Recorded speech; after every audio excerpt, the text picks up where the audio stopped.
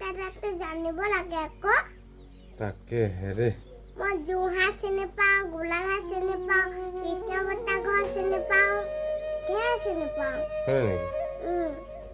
দাদাটো কি চিনি নাপায় নেকি ইমান ডাঙৰ দাদা হয় সেইবোৰ নাজানিলে ক'ত হ'ব হয় নেকি দাদাটো অকণমান কোৱা কিয় নাজানে নহয় ভালকে চব কথাবোৰ এতিয়া আমি কেনেকৈ পাম বাৰু পাপা কাক দাদাটো এতিয়া সকলো ৰাইজকে আমি অনুৰোধ কৰিব লাগিব পালে মানে ফোন কৰিবলৈ তাৰপিছতহে সহায় কৰিব দাদাৰ কাৰণে যদি আপোনালোকে দাদাটোক দেখে তেতিয়া পাপা দিয়া নাম্বাৰটোত কল কৰিব